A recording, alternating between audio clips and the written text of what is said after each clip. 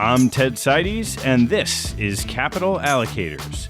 This show is an open exploration of the people and process behind capital allocation.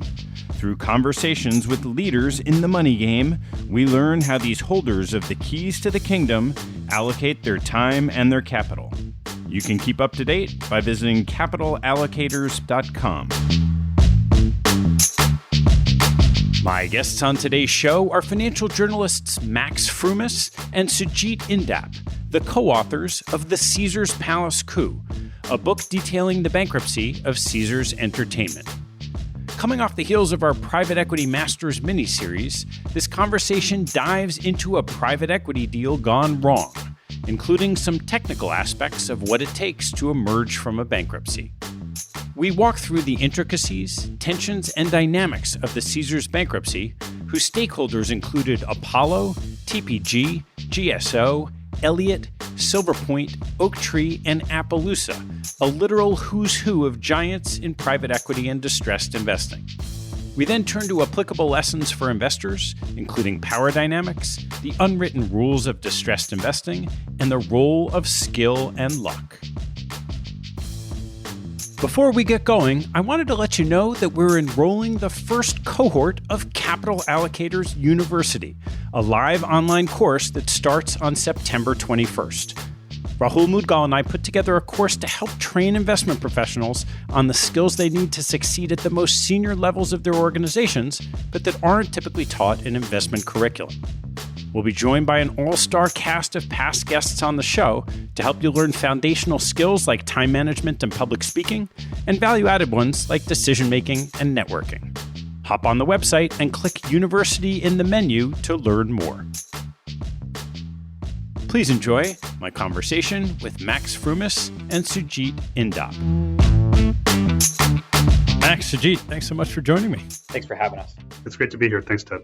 For each of you, it'd be great, and maybe Sujeet, you start, of your background to the point where you're in a position to write this book with Max. Yeah, sure. So I have a somewhat untraditional background. I'm not a trained journalist, at least academically, and I came to a career in journalism later in my career. I actually was an investment banker for many years before I made the switch. So I had done a traditional investment banking analyst program after college, .com era, a great time to be coming out of school and getting into investment banking.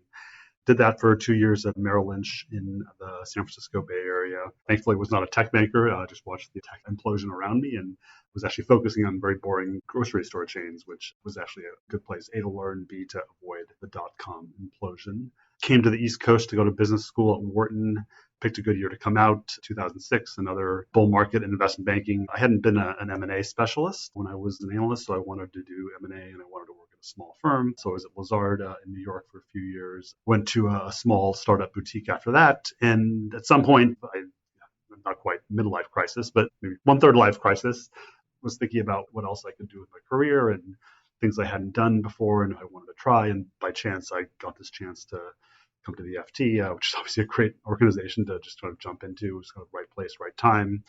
And so I write a lot about deals, transactions, stuff I had focused on in my investment banking career. I described my beat as the intersection of corporate law and corporate finance. And one of the things I started paying attention to early in my tenure was a series of interesting corporate finance happenings at a company called Caesars, which was a big leveraged buyout that was staggering and stumbling maybe in zombie mode. And the owners of that business were doing interesting things to keep value alive. And I started paying attention to it around that time, which is 2013 or 2014.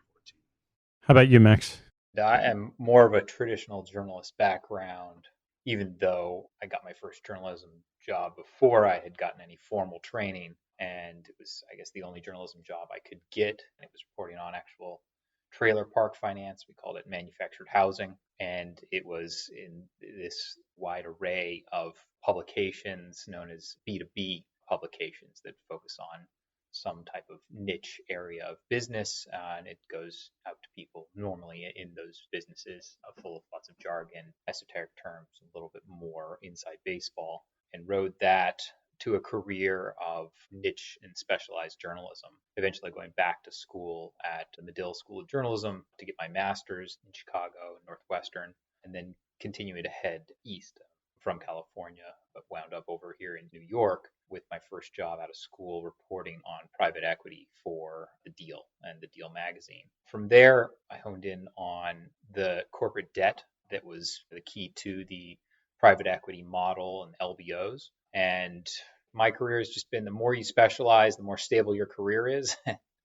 And I got attention from a publication that focused specifically on all the leveraged loans and high yield bonds and pricing information in the market, and then the health of those as they trade off into the secondary.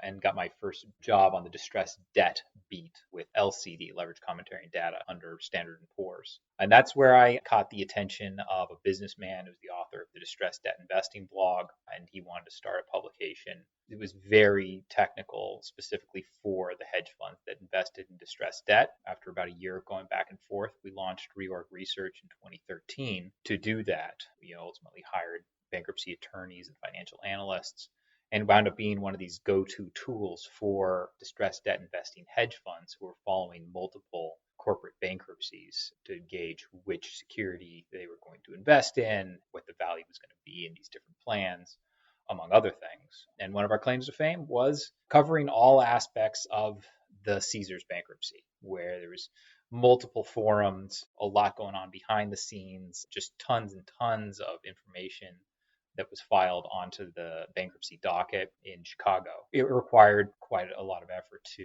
follow all those different moving parts. That was my viewpoint, the front row for a lot of these fights. And after about 4 years at Reorg, it's a successful company. It was a startup effort. My shares invested. I wanted to do a couple other things, include maybe take a step back and write a book. Caesars was by far the best story out there.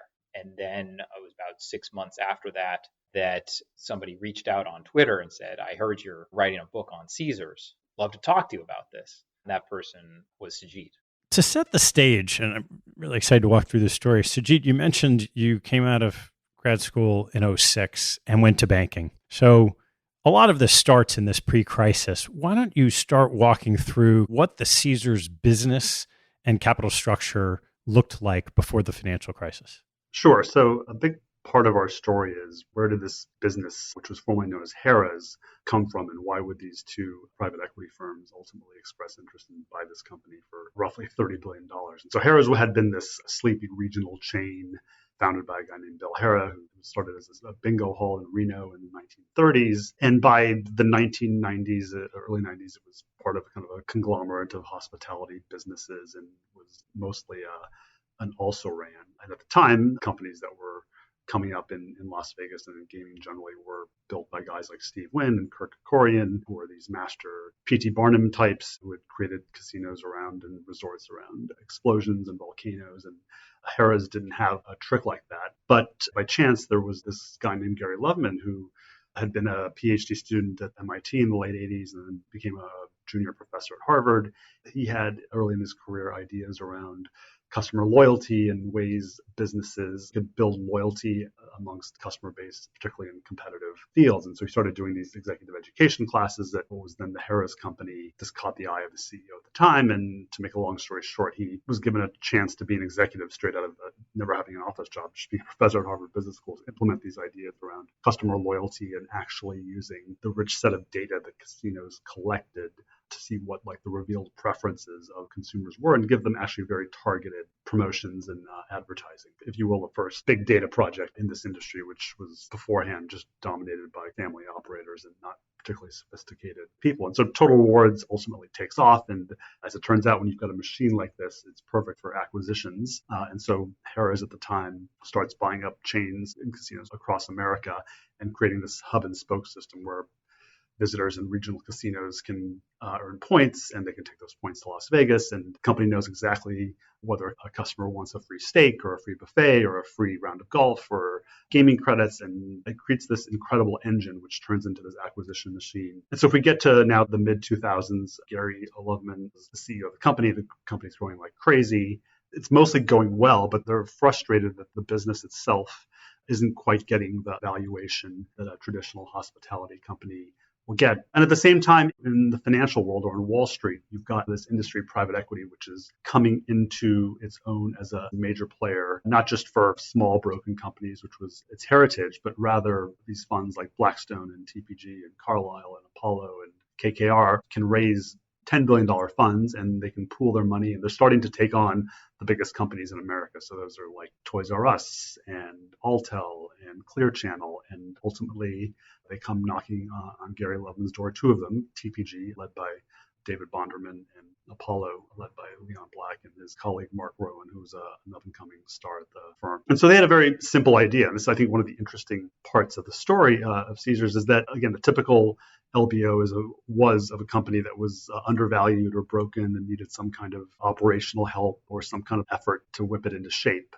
Whereas with these big LBOs that were coming into play at the time, $10 billion, $20, $30 billion, the conceit was very simple. They just had these massive funds.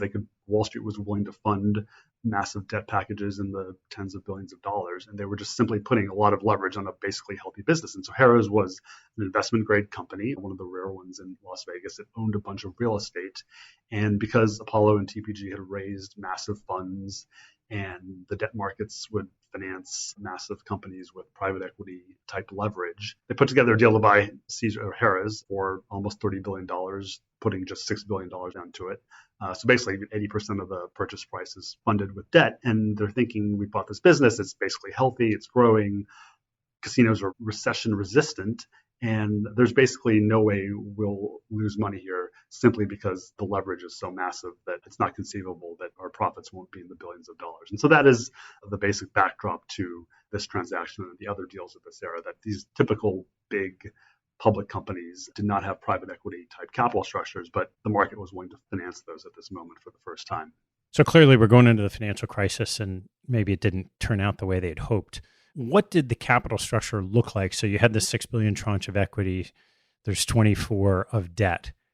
What were the layers of debt? Yeah, so there is two basic components of the capital structure. So if there's $24 billion of debt, there's one vehicle, which we'll call the Caesars or Harrah's OpCo, where most of the casinos are, and that would raise $18 billion of traditional bank loans and then high-yield bonds. And there was also some pre-LBO Harrah's debt, which the covenants and the documents didn't call for it to be repaid. So all those bonds were unsecured. They were investment-grade bonds, so they were relatively low risk at the time. Since those didn't get refinanced, they were pushed to the bottom of the pile. So they went from very safe investment-grade bonds to at the bottom of an $18 billion capital structure in the so-called Harrah's OpCo. And then there was a separate PropCo financing, which at the time was described as a CMBS structure. It was ultimately not quite securitized. It was essentially a mortgage. And so rather than being financed by traditional cash flows like in the OpCo, where leverage is measured as a multiple of EBITDA, so it's whatever, 6, 7, 8 times EBITDA, PropCo was based on a loan to value metric. And so that allowed for even more leverage. In fact, it was, as we recall, the debt markets were very hot in 2006. So you could put a massive amount of leverage. As we talk about in the book, there's this 14-month gap between signing and closing from December of 2006, essentially the peak of the market, to early 2008 when the financial crisis is just on the doorstep. And so there is a lot of agitation in the leveraged finance markets at the time. Many of these LBOs end up getting hung, is the word, or the debt is difficult to syndicate, and some of those deals got canceled and litigated or retraded. There was obviously, as we described in the book, some heartburn around getting the Caesars or the Harrah's deal done. It ultimately happens, but it is safe to say that the business plan that this called for and this deal was financed on in late 2006 suddenly looks very different by the time the deal closes in 2008. So the business isn't doing well, and you have Apollo and TPG who own the equity and obviously have a set of incentives to keep things going. So what happened from there? In between, I guess, that point in time, and ultimately there's a bankruptcy proceeding a couple of years later. Yeah, so the deal closes in 2008, January of 2008, 14 months after being announced in late 2006. And so what's interesting about the 2009, 2010 era is obviously the economy has collapsed. Vegas is not immune from the Great Recession. The convention business, which had been relatively stable, obviously collapses with the collapse of Wall Street. Atlantic City is under siege. And so the business falls apart. But simultaneous with that, we all remember this, was there was a massive amount of liquidity injected into the economy by the Federal Reserve interest rates go basically to zero. And so there's all this money out there to refinance debt if you want to. And if the core business is in bad shape, there's this incredible firefighting effort from Apollo and TPG. And Apollo is a master of capital markets in these kinds of transactions. And so there's the usual debt exchanges, exchanging debt for a discount, refinancing debt, issuing new debt, pushing out maturities, all the stuff to just keep the option alive, kick the can down the road, and hope for an operational turnaround. And so they do this in 2009, 2010, 2011, very kind of traditional so-called liability management transactions. But then there is this very fateful question, and this is something that confronts all sorts of private equity firms at the time, is do we actually want to we the private equity firm, put in more money into this deal to provide a bridge? And that's always a fraught decision because capital, even at these big firms, is constrained, and you have partners who want money for their new deals when they don't want to throw good money after bad. But at the same time, if you feel good about a business, do you just put in more money to be that bridge to the actual operational turnaround? Maybe the most famous example of this is the Hilton Transaction, which was a similar almost $30 billion LBO executed by Blackstone. Obviously gets hammered by the financial crisis. And ultimately, there's a very tense restructuring of that business out of court. The creditors get beat up a little bit. They take a discount.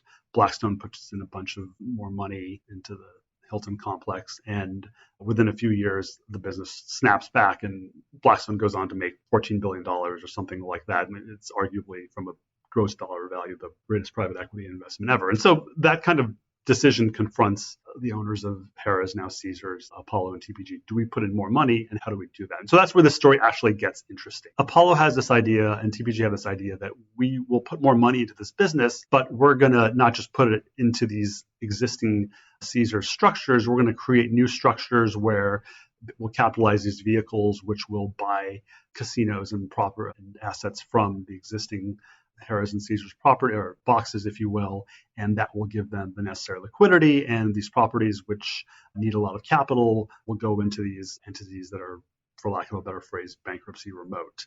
And so that starts like the most interesting portion of the story, which is Apollo and TPG executed a series of these complex asset deals, asset transfers, financial engineering, where more money is put in the business. They buy casinos from the existing Caesars and Harrah's OpCo, all in an attempt ostensibly to keep everybody's investment alive. The question is, what were the terms of those transactions? Apollo is sitting on, and TPG are sitting on both sides of these deals. What's the corporate governance around them? What are the directors doing in these transactions? What are the bankers doing? What are the lawyers doing? And ultimately, those transactions, they do kick the can forward, but as we get into 2014, it's clearly not going to be enough to avoid some kind of reckoning, some kind of debt restructuring, either in court or out of court. And by this moment, amongst the various tranches of Caesars debt, which is bank debt, senior bonds, junior bonds, unsecured bonds, those creditors are now the most sophisticated hedge funds in the world. And they're starting to think about how are they going to play against Apollo in this chess match. Well, Max, I want to turn it over to you now, because it's not just a couple of pools of capital and some players in this particular case that show up. We had this capital structure. We know we have Apollo and TPG moving some assets around. Who else shows up for the dance, and what happens from there? In distressed debt investing, corporate restructuring, what generally happens is distressed debt investing hedge funds take a position in a certain tranche of debt, and they will organize with other creditors in that same tranche of debt and form what are called ad hoc groups, and then get legal counsel and financial advisors that then can concentrate on how to position themselves, A, with respect to the company and the company's financial advisors and legal advisors, and B, with respect to other creditors. And this is what really starts to happen in 2014. Some of these creditors have been in and out of the company's debt because it started trading at a discount almost immediately after the LBO. In 2009, they started doing distress exchanges. There's Oaktree was probably the main example of a large fund with multiple investments in Caesars from the very beginning. And by 2014, one of their largest position was in the second lien bonds. Another fund that is known for distressed debt investing is also California, Los Angeles-based fund, Canyon Capital Partners. A couple of Drexel alums run that fund as well, and they held a large position in the second lien bonds as well. And they start coordinating with Oaktree and at least just analyzing their position. They hired very fortuitously a law firm by the name of Jones Day, who's head of restructuring. It was not only a great negotiator, but a very savvy litigator, which would become key later on in the case. And at this time, they've seen a lot of these assets go out the door in their minds. So, Max, let me just make sure I understand where we are now. So we started with an operating company, an OpCo, and a PropCo. And then through these series of transactions, there's new entities. And Apollo and TPG took some of the assets that were in the OpCo and capitalized those new entities and bought those assets at some transfer price. All along, there's a parent atop of the holding company that has a guarantee on all the debt that supports all of those businesses. I get that right? That's exactly right. Ostensibly, they're all connected. This is all one big organization working together. And that's when we arrive at early 2014. Apollo, mainly Mark Rowan, along with his deputy and one of the key Apollo executives leading the case on this, David Sandberg, start negotiating with some of the term loan lenders to perform a transaction called the B7. In the B7 term loan, essentially, at that point, there's term loan debt, and that sat at the top of the capital structure at the OpCo. The credit documents allowed for additional senior debt to be raised. So at the time, they had between like $1.75 and $2 billion of capacity to raise more first lien debt under the credit docs. But who's going to want to lend to this company that seems like it can't make its interest payments? And in order to do that, they start negotiating with a gentleman by the name of Ryan Mollett, who's the point person for the Caesars investment, for the credit investing arm of Blackstone called GSO. And along with GSO, there's another firm, one of the hugest asset managers out there in BlackRock, that also owns some of the term loan. And they offered them very, very generous fees, among other things, to participate in this transaction that accomplishes three things. One, it's going to give them some liquidity to refinance out some of their other debt.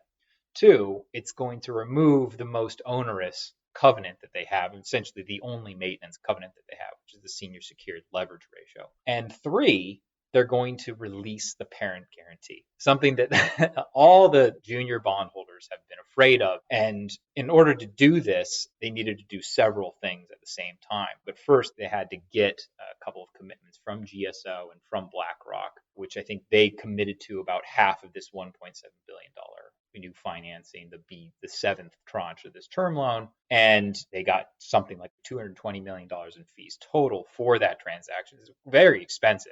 And the term loan owners, they agreed to a guarantee of collection. So they felt they still had a guarantee. So simultaneous to this transaction of this new term loan. How do the rules work in such a way that you've got a parent guarantee supporting, call it $24 billion of debt, and you can issue a less than $2 billion tranche that wipes out that entire guarantee? The release of the guarantee is not just from the financing. There was a couple of things that happened. As a part of the financing of the B7, the company Caesars also sold stock in the OpCo. So the OpCo is 100%, where the casinos are, is 100% wholly owned subsidiary of the parent. And so the guarantee can go away, according to the indentures, through three different conditions. One of those conditions is if the OpCo is no longer a wholly owned subsidiary. So if they sell 5% or some portion of the OpCo stock to third parties, the guarantee goes away. And so that is how the guarantee is ultimately released. There's this transaction to sell a portion of the stock to a set of hedge funds. But the problem with that transaction is obvious, right? The OpCo itself is deeply insolvent at this point. There is no equity value. The debt is all distressed, so therefore there's no equity value. And so this transaction to sell equity, whose purpose is to release this guarantee, it feels like a sham to the creditors. And in fact, the hedge funds that bought the stock in OpCo were all hedge funds who had debt positions who were benefiting from the release of that guarantee. And then if you look at the analysis from the investment bankers at Blackstone, which is the firm representing the Caesars parent, they were saying there's no kind of traditional value here. It's all option value. It was all kind of smoke and mirrors. So, and your question is the right one, Ted. This all feels like kind of a sham, and ultimately that's the view that the remaining creditors take, and it ends up being heavily litigated when we get to the bankruptcy. So Max, now we're going through the bankruptcy, and you're going to have two sides. You're going to have the equity holders, Apollo and TPG, saying, hey, there were no covenants. We followed through this covenant light documents. And the debt holders saying, you just stole all these assets from us. How does it play out? A couple steps before we get to the bankruptcy, because this was key, and there was several different ways that they tried to release the parent guarantee. And so before Caesars files for bankruptcy, this group of aggrieved hedge funds hires a smaller law firm known as Drinker Biddle at the time. Now it's Fager Drinker Biddle, a lawyer by the name of Jim Millar. He has an argument that says that this violated a Depression era law that governs securities known as the Trust Indenture Act. And this is essentially the sacred rights of all high yield indentures, that everyone is guaranteed the right to payment plus interest at a certain maturity. And in order to amend those, you're going to need to get 100% of the creditors on board. And if you don't, then that's a violation there. He starts to get traction with this lawsuit right before they file. The Apollo and TPG, meanwhile, lock up just one tranche of creditors. And this is significant. And we hadn't quite gotten to who the so-called ally was for Apollo and Caesars going into bankruptcy, which is the holders of the first lien notes. So the first lien notes at this point fall just under the term loan in terms of priority. So the first lien notes now trading at a discount and could claim to be what we call the fulcrum security going into a bankruptcy, which is the first tranche of debt that is compromised or trading below par, what wouldn't be paid off in full. Who owned those first lien notes? And the biggest holder of those first lien notes was Elliot Management. And this investment was led by savvy investors, as one of the heads of the distressed investing, Dave Miller. And he had been running a very tough negotiation with Apollo and struck a very, very tough deal because he knew that Apollo needed an ally really badly. And so he got all sorts of goodies, including a convertible preferred security, as well as one of these well-known secrets in the industry, get an agreement from Apollo to file for bankruptcy on a certain date so that his CDS position would pay off. Where he'd taken up a CDS position that Caesars was going to file in the first half of 2015, even though they had enough liquidity to make it beyond that. That was the deal that was struck that led to this January 2015 bankruptcy filing. They couldn't quite get there with the term loan holders. There was a lot of drama, like the term loan holders saw this deal that Dave Miller and Elliot had gotten, and they were looking at that and saying, looks like they're going to get more than we are. We can't have, we demand more cash payment. We don't want to take back paper if Apollo is going to be designing it. So they want all these goodies. They can't get to an agreement with them. Second liens are just, at this point, they're way out of the game. They're trading at like 20 cents on the dollar. Company goes to file for bankruptcy. And at this point, because the second liens have been shunted from the negotiations, they have a plan to file an involuntary bankruptcy, which is very rare. They pushed that 2 days prior to the bankruptcy that Caesars is filing. And this all winds up in what we call like a split screen first day bankruptcy hearing, where both hearings are going on at the same time, one in Chicago and one in Delaware. And we try to capture the drama of that day. And ultimately, the Delaware judge, which is a well-known judge that knew all the characters and the players and the lawyers, ultimately, he sided with the debtor. It was Caesar's choice to file in Chicago. They filed it in Chicago. They got a wild card judge. That kicked off one of the, if not the most exciting Chapter 11 bankruptcy that the restructuring world has ever seen. So, Sujeet, take me back now. We've got this bankruptcy filed. There's a bunch of different people around the table. We got Apollo and TPG. We've got the term loan holders, GSO. We've got Elliot in the first liens. We've got Oaktree in the second liens. What happens from here in the twists and turns of this case? What's fun about this world, and I think why we've written this book, or why we think it deserves a book, is as you pointed out, Ted, there's all these diverse players, and it's this complicated multi-party negotiation, and they're all playing their own chess match with each other, and they're allies 1 minute, adversaries the other, and you never know when a party's going to flip. And so the way to think about the Caesars case is there's these two competing forces. The typical Chapter 11 restructuring is about reorganizing the company as quickly as possible, reducing debt, and minimizing the stay in bankruptcy so you can get out of bankruptcy and just shed debt and avoid all the high costs of lawyers, which long, drawn-out cases often are about. And so there's this effort by Apollo, who obviously is the junior claim holder in the Caesars capital structure, being the equity holder. They are junior, but they control the situation because it's their company, they own it. And so they try to exploit that advantage by trying to come up with a plan to restructure the company, sign up as many creditors as they can. They go into bankruptcy with this deal with Elliot. They very quickly get a deal with the GSO group.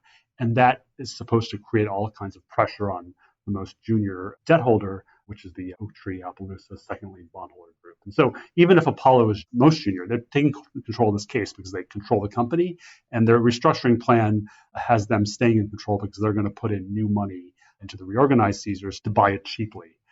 And so if you're in the Oaktree Appaloosa group, the junior second lien bondholder group, you're about to be what's known as like crammed down, which means you're just going to get run over. Everyone else is going to sign up a deal and cooperate and impose this horrible restructuring on you where you get essentially wiped out. And again, Apollo is going to do well here because they're putting in new money to capitalize the new business and they stay in control, and they're ultimately going to have all the upside of the new Caesars. And so that's one path here. The other type of bankruptcy, and if we think about cases like Purdue Pharma or PG&E, which are high-profile recent cases, those bankruptcies are about resolving a mass tort or some kind of like massive wrongdoing.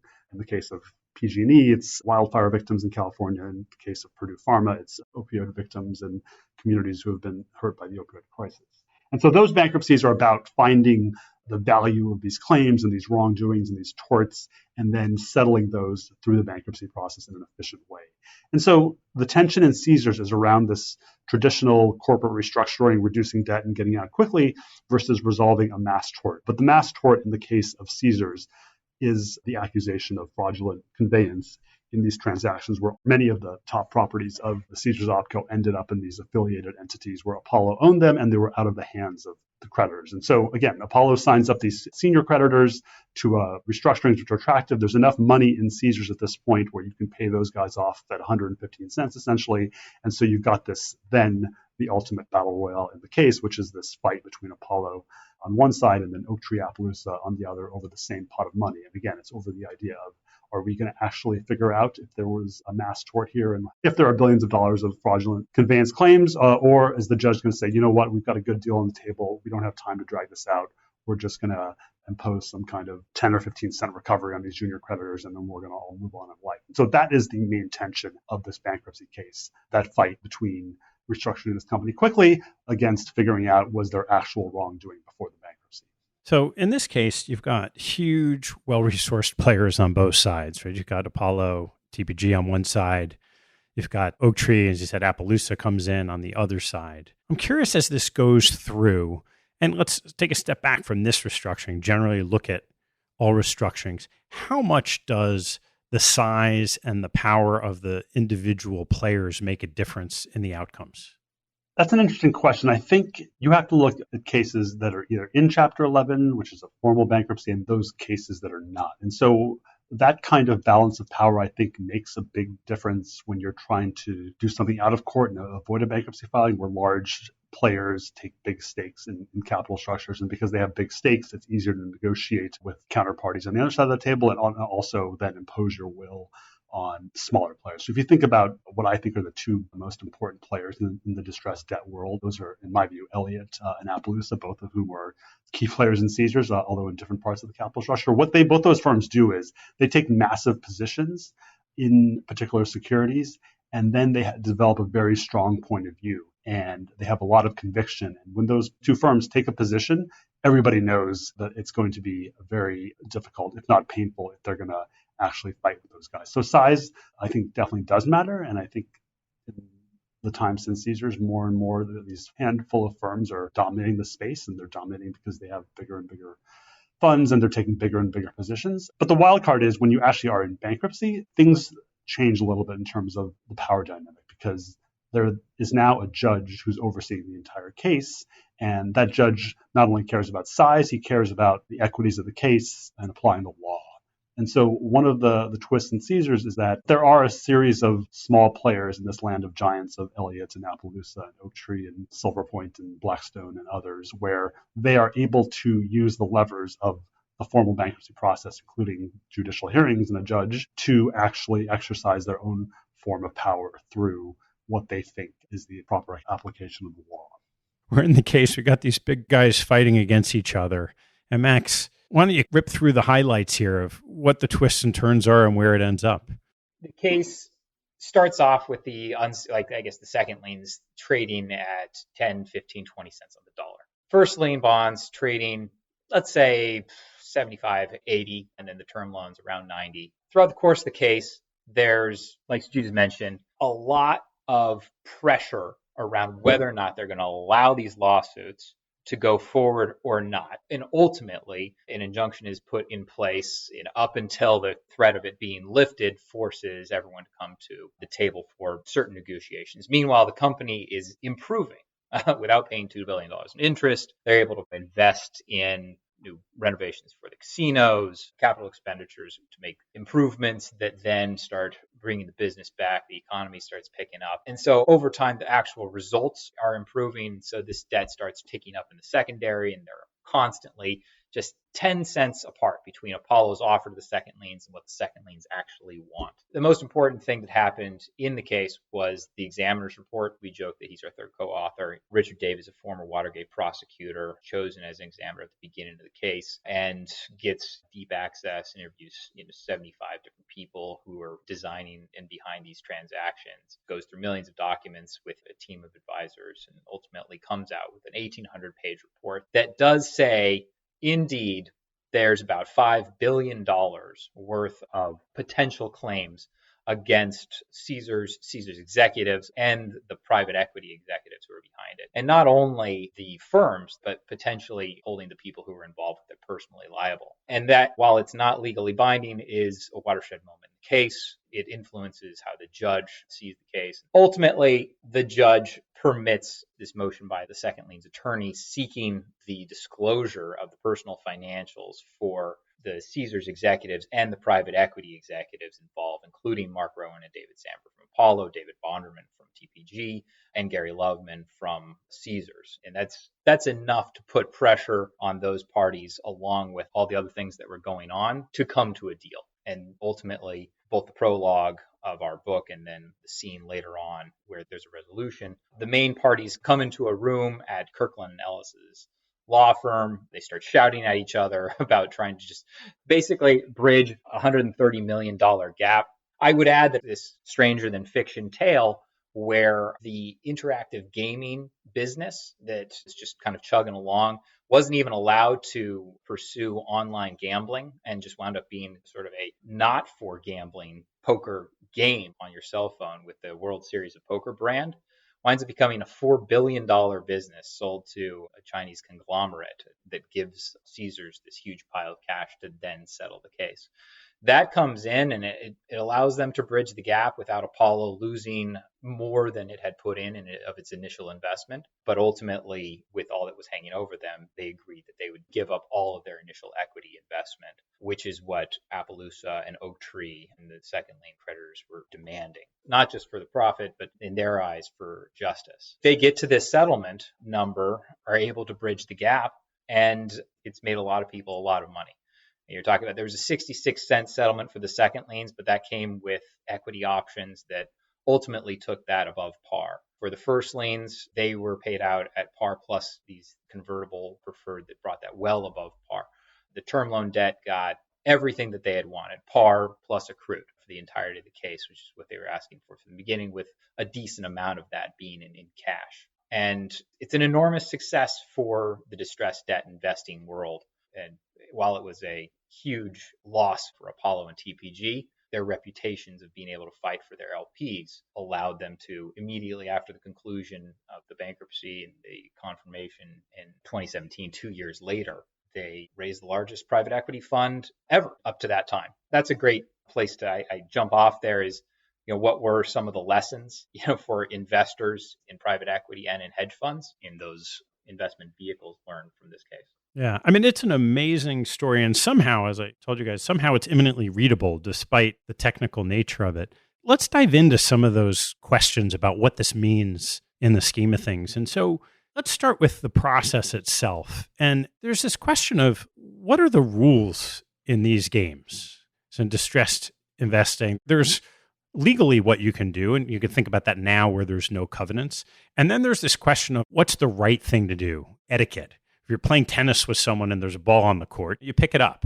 It seems like some of these players just play by different rules. How does that play out? Less so much necessarily in Caesars, but broadly in the distressed business. Yeah, so one thing that I think is an interesting change in the norms and conventions in this world is that we'll just start with the most basic one. There was a time if you were a private equity firm and your investment went south and was in trouble and your equity was worthless and it wasn't close to having a chance to ever be recovered, you would just very kindly, very politely just hand over the keys to the creditors and tell them, good luck to you, we wish you well, and you would tell your own LPs that this is the risk of private equity. We invest $1, we can lose $1, but the reality is often we're going to turn $1 into $2 or $3 into $4. And so if we do that enough times, it doesn't matter if every so often we lose $1 on a $1 investment. Now the attitude is that these documents over the last decade plus are very loose. They give us all this flexibility to keep kicking the can so we can keep doing various liability management transactions to keep the option alive, and we don't have to mark down the investment, and we can hope that we strike gold or there's a lightning strike down the road, and on occasion that happens. But that has also led to an erosion, as you say, of the kind of norms of what you could and should do with counterparties, in this case creditors. And creditors now have made their own bet. They have lent to companies with these loose documents, and they have gone into these transactions eyed wide open. And so we talk about in the Caesars case, there was all this novel financial engineering and aggressive corporate governance. And we end the book in the epilogue saying Caesars ended up being less of a cautionary tale and more of a roadmap. And the reason for that, I think, is very simple. People realize that after this deal, Apollo raises a $25 billion fund, and the LP community didn't really penalize them. And maybe if they can face modest consequences for what was apparently aggressive behavior in the Caesars case, maybe if we TPG can be aggressive in J. Crew, which is another high-profile transaction since, or Neiman Marcus, where you have private equity owners and some very aggressive financial engineering. And so between the kind of breakdown in traditional decorum and loose documents, there really is an attitude now of behaving as aggressively as possible. There is this sense that the courts and other gatekeepers have had a difficult time keeping up with the innovation and the attitudes and behavior in this world. The reality is there isn't great traditional distressed debt investing opportunities at the moment because there's so much liquidity in the market, and companies that probably deserve to go under are able to kick the can and avoid reckonings, whereas the traditional bankrupt company of late has been a bad company and a bad capital structure, which has led to these really brutal and seeming pointless legal fights. So, Max, in these situations, the LPs might want to reward an Apollo and a TPG for being aggressive. But I don't quite understand why, if you're, let's say, a GSO or a BlackRock, who are lending and are at risk of that aggressive behavior, you wouldn't find a way to increase the cost of capital to those private equity firms relative to others that might not take such a hard line. So how does that play out in the markets over time? You hit the nail on the head. It's really difficult to impose your will as a creditor in these markets because of the proliferation of CLO funds and capital going towards leveraged loans has exploded. So there's so much demand for leveraged loans because of CLO funds, and then the increasing amount of high yield funds that are also looking for bond debt, that these more sophisticated investors or someone who would know or has the lawyers to negotiate for better documents can't do it. They're all very loose. They're all covenant light, and there's increasing loopholes. Even in post-pandemic right now, we're seeing companies that are pretending like 2020 never happened and just using 2019 EBITDA as a gauge for where their actual leverage is going to be going forward, and they're able to raise debt. And so it's very difficult in that environment, even though you know what's coming, to have negotiating leverage with a leveraged loan or a bond issuer. So we'll see these funds that are looking for maybe smaller privately negotiated loans. The ESG factors, anything that maybe is non-ESG, they'll go off the run, provide a huge loan to a cannabis-oriented business, or start investing some side pockets into SPAC deals and playing some sort of SPAC arbitrage, depending on how flexible their fund is. Even though they know it's coming, they can't do anything about asking for stricter documentation because somebody else is going to fund it. With all the twists and turns coming into and then through the bankruptcy, how do you think about skill versus luck of each of the participants along the way? I guess luck favors the prepared in these cases, and it's a combination of both. That's why they call them hedge funds. They're going to have multiple bets. They'll put money towards as much like asymmetric risk reward deals as they can. And if they have success, they'll continue to try it. Just like Dave Miller, a home run with this incredibly innovative convertible preferred instrument. He just slipped into the RSA and continued to get like re-upped as the Caesars case went on. It probably made Elliot 9 figures. They looked for similar types of deals later on, I think in Claire's and elsewhere, and it wasn't the same. It's more difficult to continue to do. I think that it's that level of sophistication and putting a weighting on how likely these legal claims are to be successful, and then having the conviction to go with that. It's going to be a combination of the two. But ultimately, I think a fund like David Tepper, you're going to have someone who is not only lucky and skilled, but is unflappable. And I think that's where a lot of distressed investing gains probably a good reputation for being able to not show fear at these times when there's an incredible uncertainty, if they feel they really know the market. And that's what happened here. It feels like a lot of the stress debt, you expect it to be some type of skill. So it's David Tepper's temperament to be able to fight to the end. Where does luck come into play in this market? Yeah, so there's the expression, you'd rather be lucky than good. I think the real question, you'd rather be lucky and good. And then there's the question, can you make your own luck? And so one of the reasons, honestly, there is a book about this case is because there are all these really oddball, serendipitous moments. There's a judge in this case who's very untraditional. He's inexperienced in big cases, so he gives the lawyers for the creditors usually wide berth. There's this weird lawsuit about the guarantee, which kind of hovers over the case, and there's an appeal in that comes on. That doesn't come until the very end of the case, and that if it had come any day earlier, it would have changed the outcome. There's this mobile gaming asset that now is worth $4 billion in this case, which creates enough money to figure it out. You cannot overlook how much, not just luck, but just randomness plays into this world, particularly when it is so much legally based. Just guessing what a judge is going to do, and you never know how a judge is going to feel about a certain issue on a certain day.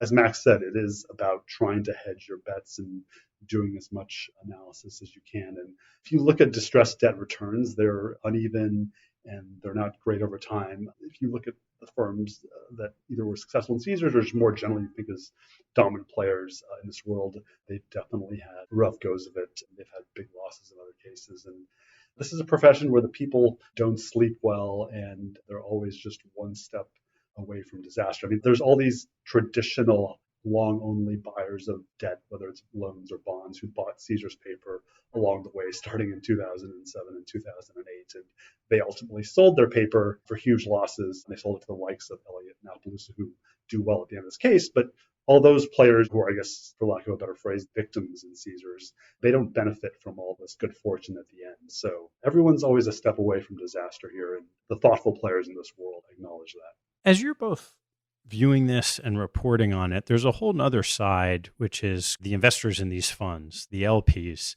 who are outside of all the machinations of this happening. And I'm curious what your thoughts are on how should an LP view this with all these people battling each other in some form of zero-sum game? One of the funds investing in Caesars has this quote they like to say that structure determines behavior. I like that in terms of no one is all bad or all good. I don't personally think like there's anyone that inherently is out there to take advantage of their fellow man for the sake of it, but the incentives are there. And LPs, at the end of the day, if someone is making them money consistently, are going to continue to give those funds money. And somebody's going to. There's no question about it. No matter what amount of bad behavior there may be, if that doesn't affect a fund's performance, I've never seen that fund struggle too terribly much. And so until that incentive structure changes, there's going to be no major incentive to be any less hardball. And I would say the one exception is when there's going to be criminal laws that are broken that implicate the heads of the fund. But even so, someone could step into their shoes if there is something like that, if that fund continues to perform. I'm very curious to see if there's a way that evolves. Either there's some sort of collective trade association that incentivizes better behavior. I listen to a lot of fund managers. They are designing these things to have incentives to be not only profitable, but to be socially conscious. and environmentally conscious. That would be great to see, and then some type of regulatory shift. Recently, there was a fund manager who was prosecuted and is going to prison for 6 months for a criminal infraction in a bankruptcy case. It kind of shocked everyone because of how rare that was. So if there's more examples to be made of people and a regulatory shift in that direction, it would be interesting to see what types of incentives that creates for LPs to keep their money with the most aggressive investors here. So, Max, along those lines, when you sent me a copy of the book, you had written in the inscription, I wonder if this story will figure into how money managers allocate capital one day. And I was wondering what you meant by that. If you read this and you see how the sausage is made, are you not going to want to invest the sausage factory? And I'd be curious. I would love to see like, oh, okay, if there's pension funds and they were considering a huge allocation to any one of these funds involved and they liked or didn't like how these people were acting behind the scenes, I'd be curious to see if that is a factor. I know that they're very thoughtful about who they do ultimately give their money to. Well, I do want to ask you both a couple of closing questions. I have a bunch of them, and so maybe we'll just go back and forth. You guys can choose who's going to answer it. What's your favorite hobby or activity outside of work and family? So I'm a big runner, and I got into ultra marathon running while I was also helping build up Reorg. And they really went hand in hand because for me as a journalist, you don't necessarily have to be that good or skilled just so long as you're able to persist over time and endurance and mental toughness. So that's been something that I've had as a hobby. I finished a 100-mile race 4 different times. I would say between that and finishing this book, that was a lot easier. Here's one for both of you. And Sujeet, why don't you take it first? Which 2 people have had the biggest impact on your professional life? So I'll start with my dad, and that's a little bit a cliched answer, but I'll explain actually what I mean by that. I had a career in finance before I became a journalist, and I had this like deep love of reading and curiosity about the world and actually just the news. And I think I get that from my dad because he himself was an avid news reader. We had all sorts of newspapers and weekly magazines in our house, and I guess I became this kind of news junkie. And so I had this job now where I'm doing what I would be doing even if I wasn't in this profession, which is reading the news and picking up every scrap of information I can. And now that's my job. To do that, I read a lot, I talk to interesting people, and I write a little bit. What could be better as a career? The second person I would name is a vice president I worked with when I was an analyst in investment banking at Merrill Lynch, which was my first job out of college. And this person was really, really smart and showed me that a job just couldn't be just a job, that you could find a way to pursue intellectual curiosity and just constantly be learning. And I think many people will view a job as just something like a series of tasks rather than something to be passionate about. And so that in its own way, I think inspired me to do a job where I'm doing what I love to do and something I can be excited about. Max? So, I had a sordid career before, like a little bit before journalism, where I got fired from a marketing job and then I was like selling used cars to try to make ends meet. And my boss was this Guadalajaran immigrant who was just this outsized personality who was such a ball buster. And he would like come in and like yell at people for no reason. I just remember him being incredibly tough on us. He only spoke to us in Spanish and he was like, Max, ¿qué estás haciendo? Yo te voy a hacer como le hijo a mi hijo, me dice a mi hijo. It was a lot of pressure, and I've never had a worse experience in my life, but for some reason it was just being able to get through it, made me able to kind of tough out a lot of different situations that I think journalism ultimately threw at me. And then I'd say the person who hired me away from him gave me my first journalism job, Michelle, the executive editor at Crittenden Research. Just kind of plucked me out of there and gave me a job as a copy editor and said, go give it a shot. All right, great. One more. What life lesson have you learned that you wish you knew a lot earlier in life? Sujeet, why don't you go ahead? As you're growing up, you think about collecting credentials and doing as well as you can in school and going to the right schools and colleges and getting the right job and resume building. That often is seen in elite circles. And obviously now I write about people who are in finance who have fancy credentials, and that's something that is currency in this world. But being successful, being good at your job and respected is important, but it cannot be one's sole focus. I think one, you have to be humble and curious and have to accept things you don't know and always be wanting to learn and not resting on your laurels. And 2, learning from other people you may not have necessarily impressive credentials on paper, but in fact have personal habits and characteristics that one can learn from. And just the idea that you just constantly have to be learning and growing and be humble about what you do and don't know, and always trying to get better no matter whatever you think you may have accomplished or